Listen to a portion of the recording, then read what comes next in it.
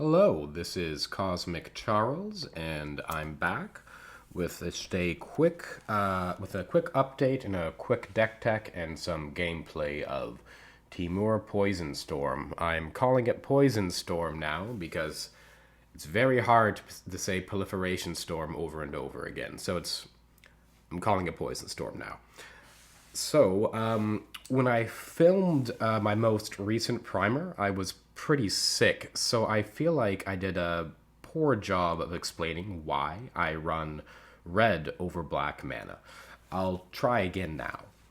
These depletion lands are the core of the deck.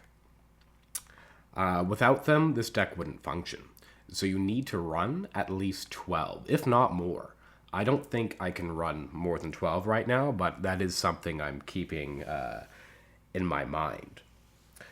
But the problem with doing that is that these depletion lands only tap for one color of mana, so they're not very good at fixing. So if you're running black for cards like Infectious Inquiry, Anoint, Discard, various good black cards that you could run in this deck. I'm not saying black's a bad color. You're going to need to fix now for blue, black, and green, and it's just even with Pentad Prism and Lotus Petal, you're going to need to up your land count and do some shenanigans to really get that going there. And if you're doing that, then you're kind of moving away from the Storm side of the deck and going more into like a combo control aspect. And I'm more of a fan of Storm, so I'm trying to keep it low curve, keep it Storm. So by running red, I've effectively cut a third color from the deck. Yes, I still run 5 red cards. Well, I guess 7, including Inside Out. Red cards in my board. It's basically free since my third color is red, so I might as well. But it also allows me to run this Manamorphose, which is very good fixing. One of the best fixing you can get in Pauper. There is Energy Refractor now. However, Energy Refractor is a 6 mana total investment to create 2 mana of any color of your choice, whereas Metamorphose does that for 0. So I'd rather run Metamorphose. I tested with Energy Refractor, and I found it to be a little too slow, unfortunately. So essentially, by reducing the cards in your deck that need hard fixing, you've drastically increased your mana consistency. At least that's what I found in my testing. And so this is why I'm running red as a third color. Not because it's red, but because it can cast Manamorphose.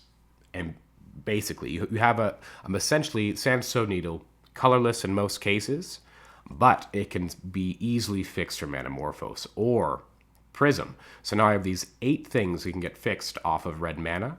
So that's why I'm running red. Essentially, I'm reducing my color constraints in the hopes of having a more consistent deck. I hope I did a better job explaining why I'm running red. There's been a couple of big changes. The first, I guess the biggest change is Tolarian Winds. I was kind of sleeping on this. I've run it a few times in many different Pauper Storm decks in the past, and so I was thinking to myself, lying in bed. Again, I was pretty sick, and I'm thinking, I've been taking this used to be Behold the Multiverse, and I was cutting Behold for like things like Arcane Denial, this and that and this, because I just wasn't satisfied with Behold. Especially when you compare it with a 4C, especially when you draw it late and you don't have the time to foretell it. And so I was thinking to myself, like, I keep taking this out. What can I do? So I said to myself, why not ask the Winds? And that's why Tolarian Winds is in the deck. I've had a little bit of testing with it, and from the testing that I've done, I'm very, very pumped on it. I've even been considering on making a deck that runs 3 Tolarian Winds, although I'm not quite sure if that's a viable strategy, so I'm going to leave it at 1 for now. And that's the biggest change with Tolarian Winds, and I will include one game is where I actually got to use the Tolarian Winds. I saw it in my hand for a couple other ones, but it was never necessary for me to cast it. I was just drawing hot. But it would have been good if I needed it.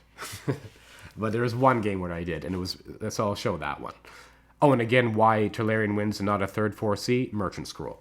It can be tutored with Merchant Scroll, which has been very, very powerful when you're flooding. So now we'll go into the second big change, which is the sideboard.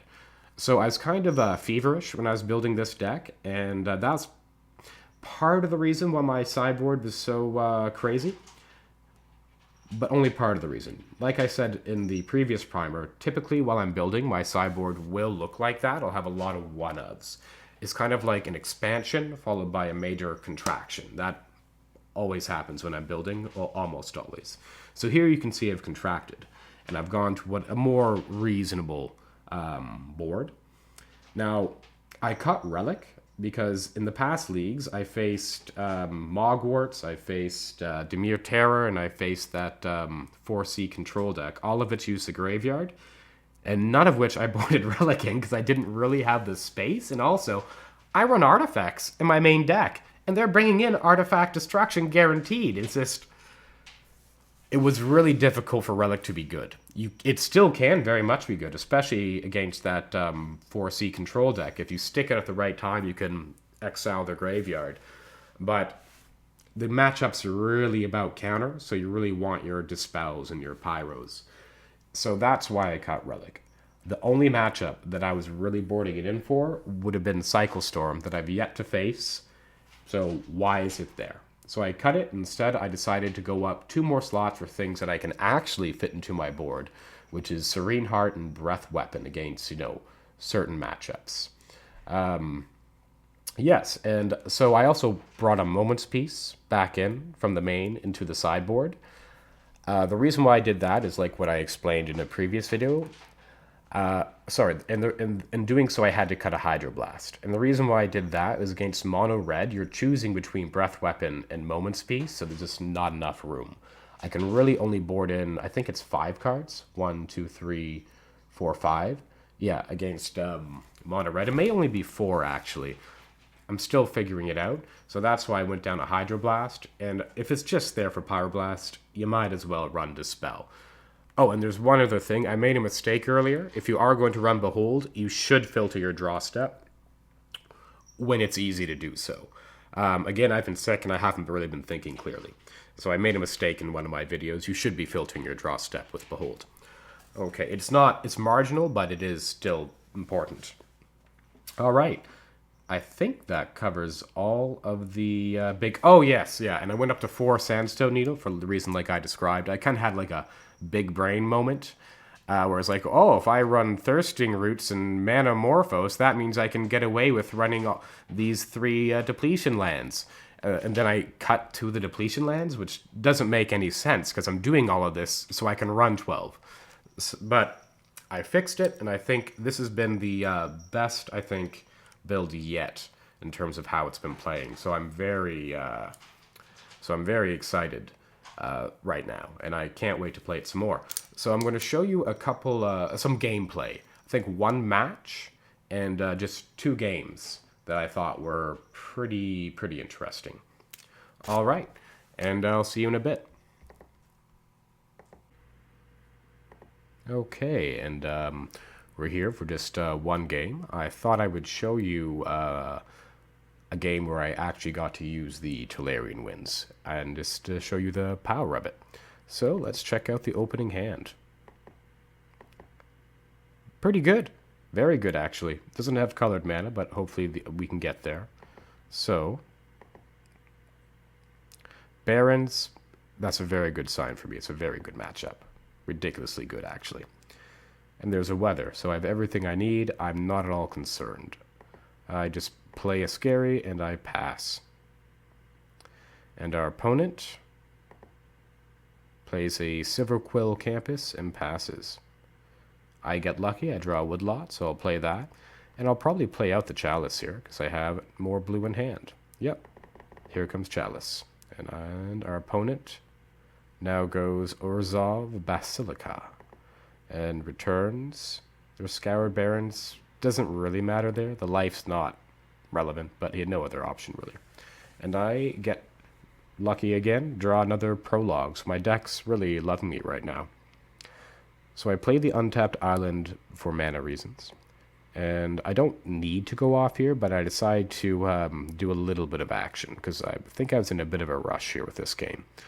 So I poison him, draw the green, and of note, I can use my Manamorphose. Again, Manamorphose coming in handy, so I don't lose the tempo.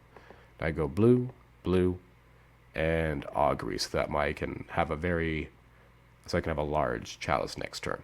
And here, the obvious pick is Vivisurgeon's Insight. I typically don't like picking Merchant Scroll, unless I was super, super flooded. Because right now, Merchant Scroll would only draw me 3 cards with Tolarian. And I believe I just passed the turn here. And our opponent plays a land and passes. This is what I mean. They probably just have a hand filled with removal for creature decks and not even run 1 creature. Another great draw, Thirsting Roots. So, let's see what I do. I tap my Hickory, and I proliferate to... this isn't ramping, by the way. This is mana neutral. And I tap that 3, so I can have a decent Vivisurgeon's Insight, hopefully.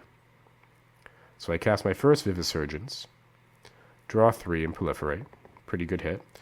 And I probably just plan here, and I'll save the Manamorphose for Weather the Storm next turn. Yep, and I'll just pass the turn here, drawing another Scary. And our opponent, let's see if they play something this turn. Yes, I think they will. So they tap out for a Goliath Paladin. So now they have a clock. It's a pretty decent clock at that. And they get a Swamp. I draw another Chalice. That's a good pickup. And I think I can storm off a little bit here. So I tap Chalice for another Chalice. Then I go Vivisurgeon, and I proliferate, proliferate, proliferate, proliferate, proliferate. And I'm very excited about this Merchant Scroll draw, because right now I have 4 lands in turn. Hopefully I hold this Chalice, too. I don't know if I do, though. Yeah, I don't. That was wrong. I should have held the Chalice. Oh, well. I mean, Tolarian Winds is new in the deck, so I'm still kind of learning it. Oh, maybe not. It did add Storm Count. Maybe it's right to cast it. Who knows? And then I Manamorphose. Keep drawing, keep drawing. Another Weather the Storm. I'm only going to cast the 1, probably. I play a Forest, because now that gives me 6 mana, which is exactly enough to Merchant Scroll into Tolarian Winds, into Weather. So that is what I do here. I guess I'll just walk you through it, though. So you lead on the Merchant Scroll, obviously.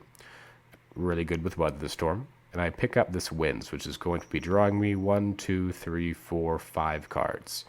I am going to cast this Weather, because I don't want to, be dead. You can still flood out even from a draw 5.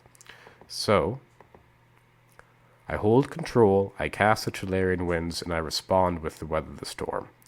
And let's see what I draw.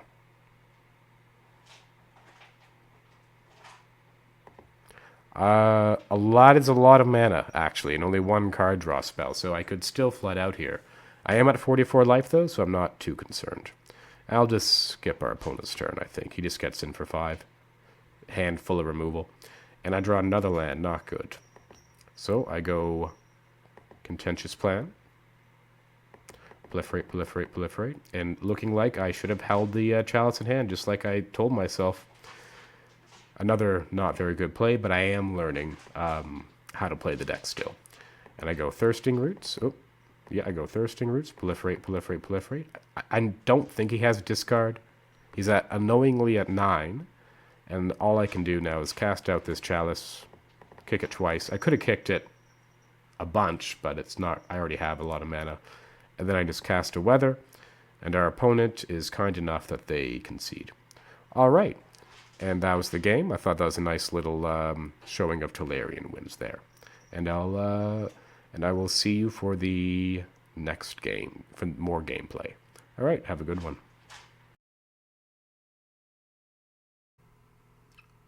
And here we are for... Now, this was game 2 of a Ponza match. And I actually managed to pull it off here, which was I think the first time I've beat pawns of the 3 times that I've played in League so far, which is pretty nice. And I think I was actually pretty close to winning the match. I'm only going to show you the second game because time constraints. It's going to take me a lot because of time constraints. But and also the second game was the most interesting. So let's see what my opening hand is like. Oh, first, our opponent will mulligan down to 5 cards here. Now, you might say, oh, that's such bad luck. That is how a Ponza deck functions. It abuses the, like the 7-card mulligan or whatever you call it. It's not the London mulligan anymore. It's some type of mulligan in order to have a hand that can be very disruptive. When I played Ponza, I found that it really only worked like 40% of the time, and that was just like a little too low for my taste. So, but it is very good against me, even at 5 cards. So, let's see. Turn 1, I'm on the play, of course, because I got crushed game 1. I play a scary, and I pass. Our opponent leads on a Highland farm, and I'm feeling okay because he's down to 5, and I have this chalice, but still, anything can happen. So, let's look at my turn now. I probably played out this chalice because I have a second scary should he destroy the first one, and it's important to use these counters against Ponza because he's just going to destroy them, and he is going to kill this one if he could, but let's see what he does here. Alright, so he plays a forest, and that is an Utopia Sprawl. Still can't destroy my lands yet. And let's see what he does. Okay, my turn. I draw another chalice. Very good draw. Helps play around his artifact destruction. And I'm not going to grab a dispel for any type of instant speed interaction because he has sorcery speed interaction as well. Oh, I suppose I should show you my sideboard as well to see how I boarded. It's looking like I did not board. It is just that bad of a matchup. Alright, I guess Serene Heart actually be okay here. It could destroy their auras. I'm going to keep that in mind for next time. Alright, so what do? I play another copy of Everflowing Chalice, and I proliferate using Contentious Plan. Alright. Boom, boom, boom, boom, boom. Proliferate, proliferate, and I draw a Thirsting Roots. Good draw, should I ever get to have green mana. Oh, and I Merchant Scroll for a prologue as well. Again, using those depletion counters. So now let's see what our opponent does. What land does he blow up? Probably my scary. With 2 counters. Yep, blows up my scary with the good one, the moon. I'm not going to. Moonvali? I don't know how to pronounce that. So there we go. And he plays a forest. My turn. I have an augury, but currently I would need to sacrifice a scary to use it, which I almost definitely will in this situation because it's going away next turn anyway. This is Ponza. So I tap, sack my scary, trying to strand some of his land destruction in his hand and just go with these artifacts and hope he doesn't have artifact destruction. So here I go a prologue, seeing to get more value out of my proliferation, and I draw a Contentious Plan. And here I'm digging for an untapped source, and I get lucky. I draw an island. I find an island. Put bottom, bottom, bottom. Now, keep in mind, it wasn't just island there. Mountain or forest would have done it too because of these Manamorphose. And I proliferate all these up to 3. So now I'm doing all right, even though I only have 1 land. And I have just enough mana to cast this 4C. So let's see. How do I 4C here? Nice. Now here I make a slight mistake in my ordering. I really should not have put the needle as one of my top cards. This forest was the only land I needed. I'm not looking for tap land, so that was a mistake there. And let's see what our opponent does. I pass the turn, and our opponent plays a Llanowar Visionary. And what does he cast now? He casts a Thermocast on my island, so I'm down to colorless. And this is one of the reasons why I wanted to show this. This is really going to showcase the power of Manamorphose. So we pass it back to me, and let's see what I do here. Sandstone Needle. Terrible top, should have bottomed that. So I play a forest, and I'm not going to Thirsting Roots here for obvious reasons. Instead, I'm going to Manamorphose to get some blue and green mana. Green, blue. Weather the Storm, decent draw. Then I go Contentious Plan, Proliferate, getting some more mana. Keep in mind, leaving that green floating so I can still cast this Manamorphose. Great draw. That island is going to help me do things next turn. And I go Manamorphose, not tapping this yet because this can only filter one colorless. And I go probably blue-green again, I'd imagine. Potentially green-green, let's see. Blue-green, scary, nice. I might actually play that. So, I then tap this. I play another Manamorphose. And I draw another Chalice. Great draw. So now I'm in the market to actually cast this Thirsting Roots. I will play this scare. Oh, I've already played land. Never mind. And this to help with my Weather the Storm. So there we go. Proliferate, Proliferate. And as you can see, this is only possible because I have Manamorphose in my deck. And I gain a bunch of life. And I'll pass the turn back with 3 Chalice. And let's see what our opponent does. Our opponent has a lot of mana as well. 7 mana. Not quite as much as us. He plays a Jewel Thief, and he gets in for 2. And I draw a Sandstone Needle. Really getting punished for this keep of the Sandstone Needle now. So, I play it. Perhaps I'm trying to bait out some land destruction here. I'd rather they kill the Sandstone Needle than the Scary. And I pass the turn. And our opponent plays a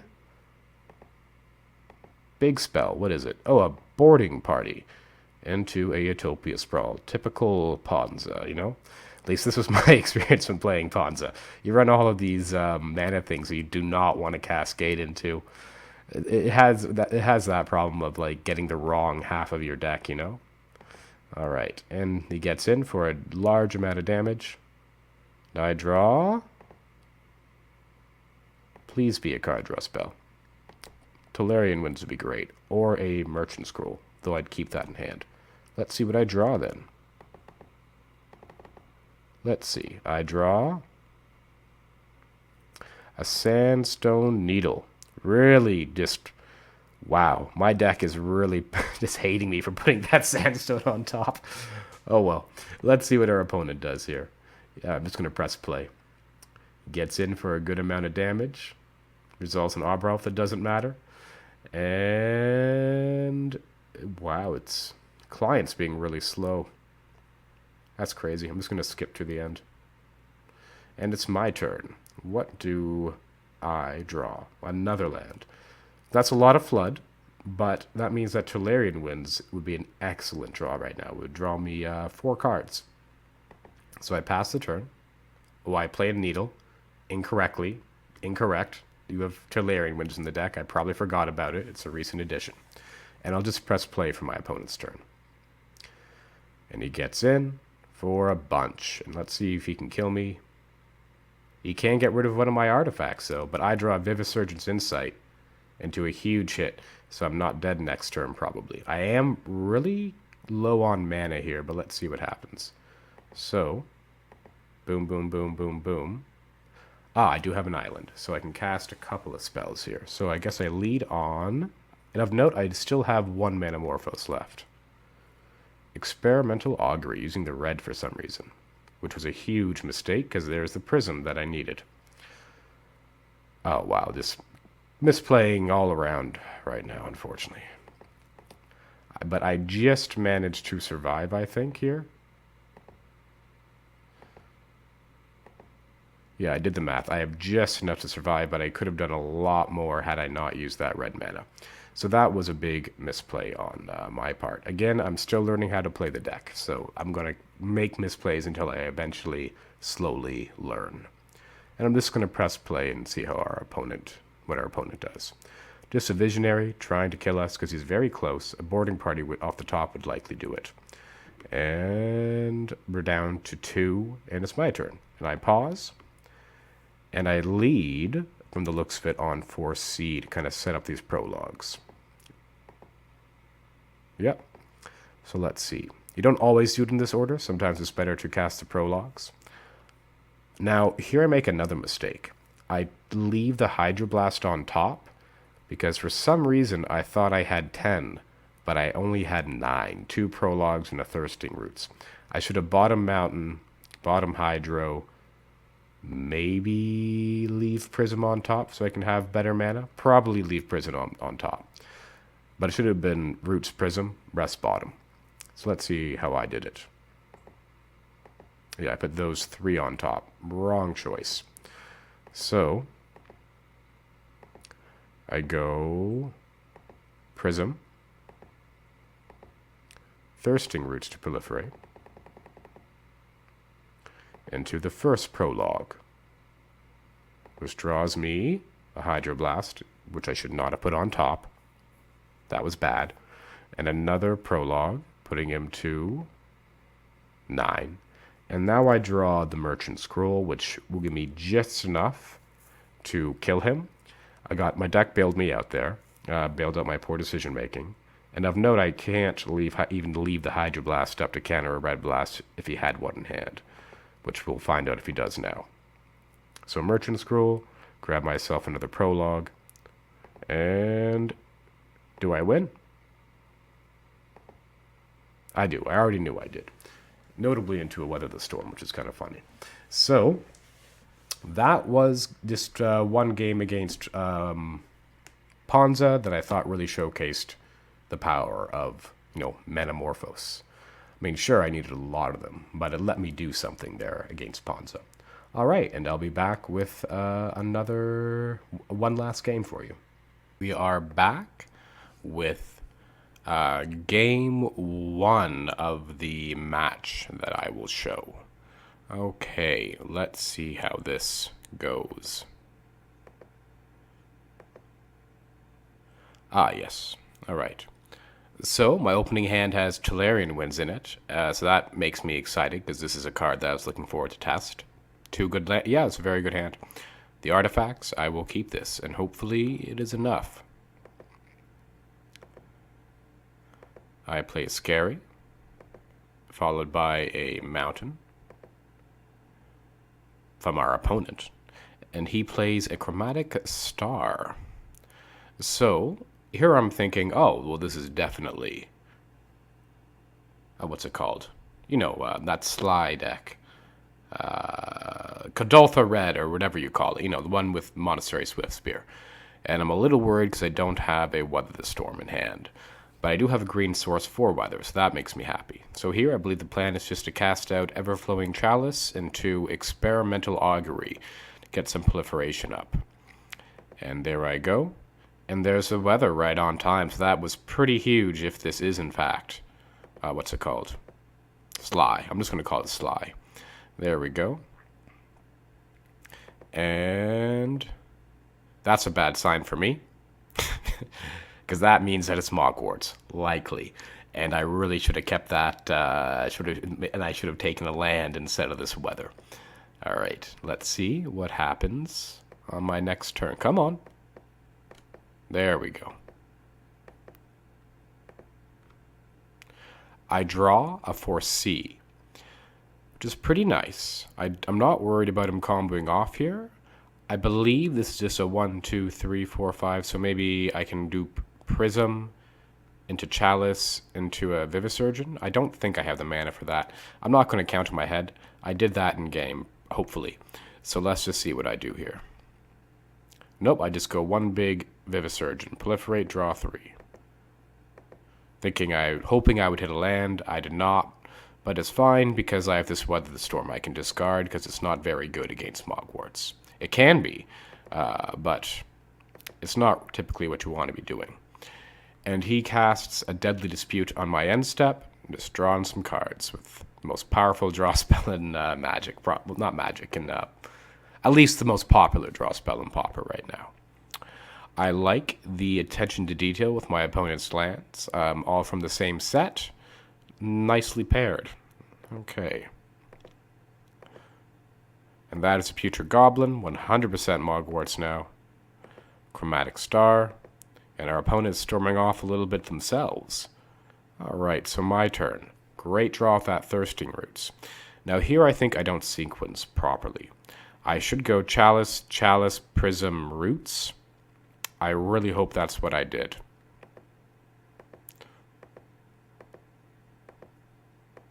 Come on. There it goes. Chalice.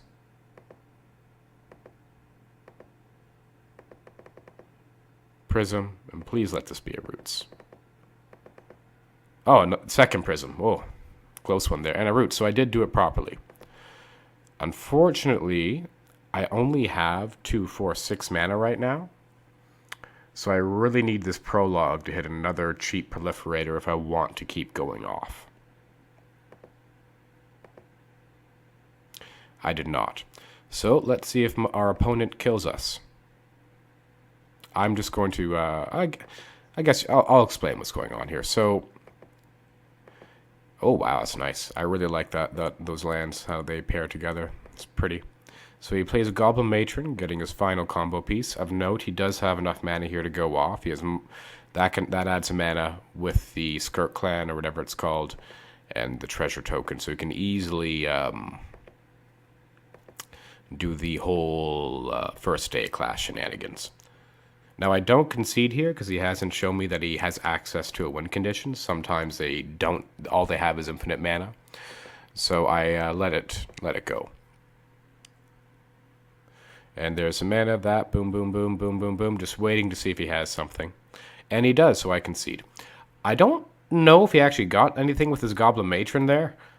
I think he may have misclicked, but I did have the... Maybe I should have seen if he had it, because I really wanted to see how this Tolarian Winds would work. But oh well. Alright, now I will see you again for Game 2. Back with Game 2 of the Mogwarts matchup. Let's see if I can pull it out. Alright. So this hand has a lot of mana, but I've been noticing more and more that these are the hands that you want to keep. So I believe this is a snap keep. I got Prologue, Merchant Scroll for something, Manamorphose. Pretty good. And yes, you are at risk of flooding, but I mean, tell me something I don't know. Like, that is the heel of Achilles, heel of the deck, or whatever it's called. And there's a Gorilla Shaman, which is going to hopefully not ruin my day. I mean, I do have a lot of it. I think I left... Oh, I forgot to show you how I boarded. Sorry, I'll show you now. So all of my Weather the Storm came out, and 1 Tolarian Winds to make room. That was for, I believe I was still running 2 Hydro at this point. So 2 Hydro, 1 Dispel, and 2 Relic. That seems to be how I boarded. Let's see how it works out for me. Alright, he gets in with the Gorilla Shaman. I don't like that art of Gorilla Shaman. I wish he had chosen the old bordered one. It pairs better with the mountains, in my opinion. But I'm not the one playing the deck, so who knows. I also think there might be an old bordered Skirk Prospector as well. But there we go. He goes Rakdos Canarium, returning his mountain. Old border. I appreciate that. And let's see what I do. Do I infect him? I should. Or no, I shouldn't. No, I should here because I have the Merchant. So here I have Manamorphose, Merchant Scroll, Double Island. I should Prologue here because I can easily proliferate off of this. So... Do I poison him here? I do. Good. So he gets a poison counter. I draw a Hickory. And again, I'm flooding out a little bit. But I do have the Merchant Scroll that I can use for protection if I have to. Only problem with that is it reveals what I select. Oh, and there's a Relic. Not very good against an opposing Gorilla Shaman, so I'm probably going to hold that. But it's looking... okay, I cast Manamorphose there just to see if I could draw out of this flood a little bit. And what do I do now? Merchant Scroll for Augury. Now, this is something I realized afterwards, but you can use Augury to disrupt their combo. The Weather the Storm trigger goes on the stack before the -1 counter gets removed. So you can proliferate the -1 counter in response to the trigger from first day of class and kill their putrid goblins. I didn't realize it until game 3, though, unfortunately, so you're not going to see any of that action this game. And there we go. And I just pass the turn here. And our opponent... I'm just going to press play. And our opponent gets in for 2. Okay, and he casts another matron, grabbing putrid goblin. So it looks like he's getting ready to go off. Oh, let me pause here. So I cast a pentad prism in hopes of something cool happening. And I go experimental augury, looking for something nice. Here, I think it's not thirsting roots. I don't really need another Vivisurgeon's Insight. But let's see what I take. Yeah, I do. Yeah, thirsting roots just doesn't generate mana, so it's not really worth the pick here. I get to proliferate, proliferate, proliferate. And do I forget what to... Oh, good. I proliferate my opponent as well. And I do have enough mana here to cast Vivisurgeon's Insight, proliferate, cast Relic, and hold up Relic activation mana. So that is what I will do here. Vivisurgence, proliferate, proliferate, proliferate, proliferate, proliferate, and Relic. So the reason why I cast Relic here isn't to exile his graveyard. Gorilla Shaman will cost 3 mana to kill this Relic of Progenitus, and I did some math in my head, slightly, and I was fairly certain he was 1 short of going off if I did it this way. Because if he sacrificed the Gorilla Shaman to add the mana, then I could use the Relic of Progenitus. He was 1 short. I was fairly certain with my math. So, let's see what he does. I press play. So here he spends some time thinking. He blows up the Relic, casts a Skirk. I don't sack the Relic here, because this counter is more valuable to me than exiling no cards in grave and drawing a card. Then I cast another Chalice. I'm going to pause it here. And I cast an Experimental Augury. This is now mana neutral. And so let's see. Oh! I always forget. Even in my... yeah, he got me here. I forgot he could do that. So I'm down 1 mana. Let's see if it costs me. So he blows that up.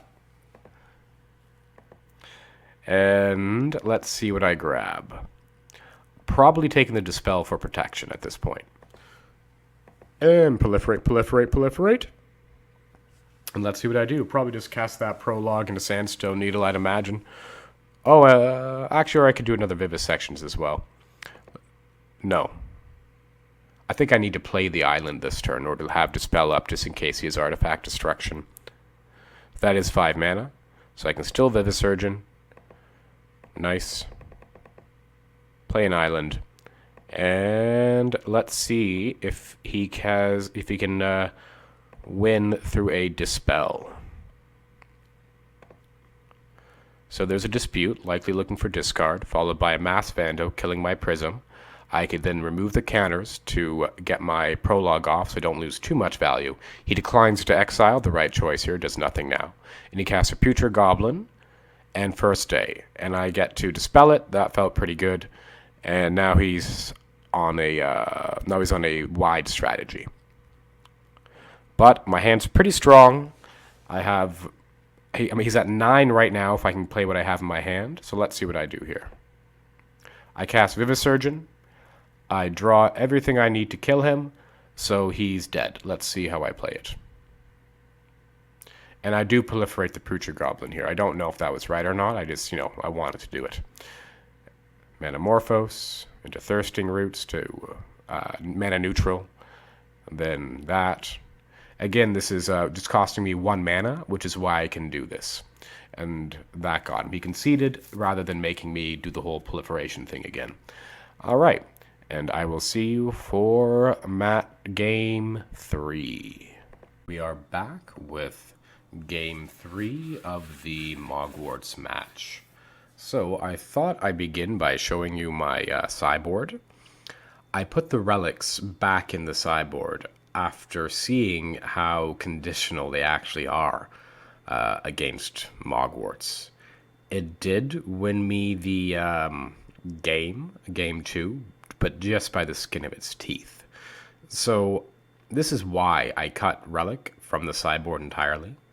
If I'm not boarding in against Temur Terror, or 4C Control, or Mogwarts, then it's only there for Cycle Storm.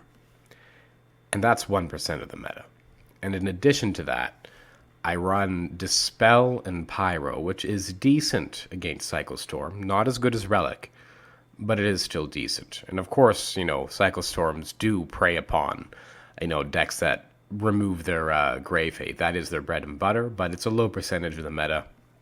So hopefully I can get away with it and dodge the matchup. Although I've never played it before, so I'm not actually sure how bad of a matchup it might be. You can get an experienced Cycle Storm player with Weather the Storm, by the way. But I've easily beat hundreds of life with Cycle Storm in the past, so it's not something you would lean on. Unless their game time, game 1, is pretty low, which can happen. Then you can get them with Weather. Of course, that's not the most fun way of winning. Anyway, that's just a comment on the board. I took out I put the relics back in and added some field wipes. I thought that would be more effective against Mogwarts. All right, now let's take a look at my opener. This is nice. So I finally get to demonstrate Thirsting Roots as a land tutor here with my Hickory Woodlot, unless I draw a land off the top. So let's see how it goes. All right. So I am not on the play. Right, he plays a mountain and passes the turn. All right, my turn. I just play a woodlot and I pass. Okay, opponent's turn. He plays a swamp and he passes. Now here, I finally get to go woodlot, roots, grab that island. And I am playing a little bit into Artifact Hate. I'm not that concerned because I do have instant speed augury, so I'm not just out of the game. But if he does have Artifact Hate plus counter for that blue spell, then I will have lost the game. So hopefully that's not what happens here. Let's see. Okay. Whoop, there we go. Oh, and our opponent just loots a first day. That was unexpected. So that tells me very strongly that he has more than one first day of class in his hand. He has told me that now by doing so. Now, let's see what happens here. Okay. All right. Rakdos. I guess he doesn't want to cast anything. Oh, this with the red mana. Nope, I guess he just passes the turn back. My turn. I draw one of my wipes, Scattershot. Admittedly, Scattershot is less good than Breath Weapon in this matchup. One of the reasons why I went up to a second Breath Weapon. Scattershot is mostly for decks that run creatures and counter magic. There's so many Hydroblasts running around in Fairies nowadays that it's a little bit of a long shot to resolve a Breath Weapon effectively. I know when I play Blue Fairies, Breath Weapon's always in my mind. And with Hydroblast, Gut Shot, and various counter spells, when you tap out for a Breath Weapon, you're usually fine if it happens. So, but Scattershot you can play right into counter, so that's why that's not getting cut. All right, let's see here. So it looks like I'm just going to Augury or Contentious Plan here to get things started. I Augury, so I'm digging for more mana. Uh-oh. I am prepared for this, but it does mean I've lost some of my ramp. And I likely should have done this on his turn. This was pretty costly. Maybe he wouldn't have had the red mana up for Elemental Blast. Poor play on my part. Remember, a lot of your cards have instants. Now, to be fair, I was digging for a land drop. Unless I played a land drop. No, I didn't. I played a land drop last turn, yeah. So, little greedy on my part. I got punished. At least this resolves. And here I have an option. Having 2 field wipe would be very strong. But I really, really want another land. So I probably take the island there. Maybe I should have taken the Breath Weapon, though. And Proliferate, just on there. play the island, and what do I do now? Nothing. I pass it back. And our opponent casts a Goblin Matron. Alright. Looking for one of his combo pieces, probably. Let's see. Skirt Prospector into a Duress. Well, he's going to have a lot of options here. Let's see what he goes for. Yes. Oh, and I prologue here first. You need to get the Infect online. So he takes a look at my hand. And what does he take? Yeah, he takes the Augury. Good choice. I think it was between Chalice, Augury, and Scattershot. I have no red mana, so why bother taking that? Chalice, I think, was the actual pick there, but it's pretty obvious that because he didn't pick it, that he almost definitely has Artifact Destruction in hand. So I believe that I did not play into the Artifact Destruction because of how he discarded me. All right, I draw Scary. Excellent. Things are starting to look up for the home team. I do not play the Chalice here because, again, he kind of showed me that he likely has the hate. That does me... Why did I sacrifice my green mana there? That might cost me. So I sacrifice my green mana. Oh, so I can Merchant Scroll for a Hydro... Oh! I'm worried that he's going to kill me next turn. He can easily kill me out from here. He has 4 mana, the Goblin Matron, a Skirt Prospector. All he needs is the Putrid one, and then I have likely lost this game. So I'm scared. I already saw a discard. I'm hoping he doesn't have another one, and I'm just keeping Hydro up as protection. Let's see what he does here. Just pressing play, and he goes Skirt Prospector into Gorilla Shaman, Unearth the Matron. Yep, so he would have had it if he had, because he definitely has a second first day in hand. And so this Hydroblast saving me some life right now. Now I chose Hydroblast over Dispel. Because I had to pause it there for a second. I chose Hydroblast over Dispel because it has a little more utility. Yes, it doesn't counter Deadly Dispute, but it can be used to, kill a creature. Like, let's say I wanted to kill that Skirt Prospector, for example. I feel like it gave me more options. So I lead on a Contentious Plan to proliferate. Unfortunately, Pentide Prism has no counters on it. And I draw a Vivisurgeon. Not going to play my Chalice into a Gorilla Shaman, though, so I just passed a turn, I believe, here. I'm at 19, so I'm doing okay right now. And he still hasn't hit his discard yet. I'll just skip this turn. He's just going to swing and deal me some damage, nothing too fancy. And there's my Hickory Woodlot. Great news, because I have a Manamorphose. So that means that the Scattershot is now online. And I just pass it back here. And our opponent, I believe, just gets in for some damage here. Nope, they cast a Star. Dark Dweller. So that's a pretty big field. And he swings. Takes me down to 8, and the turn's back to me. So here I spend a very long time thinking. Well, I didn't there. That was a huge mistake. I should not have revealed my Manamorphose. And because of that, it kind of affected my play going forward. What I should have done is I should have led on Hydro, targeting Dark Dweller Oracle. And hopefully, if I did it fast enough, maybe he would have responded by trying to combo off at instant speed. And then that would give me more storm count. And yeah, then make this Scattershot bigger. It's a little marginal. Maybe it's wrong. Because either way, I'd have to cast out these Chalices. But he can't kill me at instant speed from... because he doesn't have whatever it's called on the battlefield to do so. So, Chalice for 0. Just making storm count here. Chalice for 0. And I spent a very long time thinking here. Or there. And I still should Hydroblast here, as I need that... I should have... What I need to do is, with 5 copies of Scattershot in the stack, I can go Prospector, Shaman, 2 goblins, a matron, and then that's dead, and that reduces his clock significantly. That is what I should have done. That is not what I did. I was still recovering and a little sick when I was playing this one. So let's see.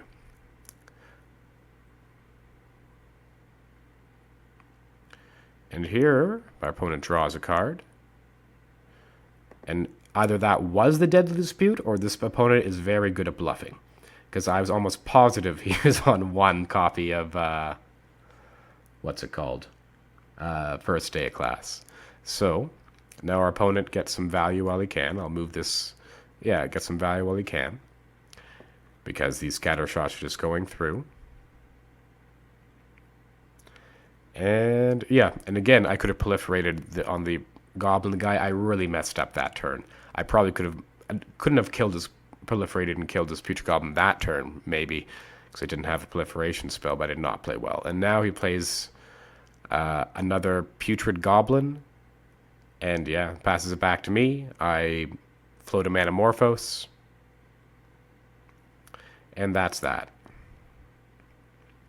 I don't think I can come back from here. Like, I Manamorphose first, sure. Put out Stormkin a little higher. Another Manamorphose. And then I concede. So I lost that match, but I thought it was pretty interesting regardless. I may have been able to pull it out if I didn't play so poorly. Anyway, I'll see you again for the next games. Have a good one.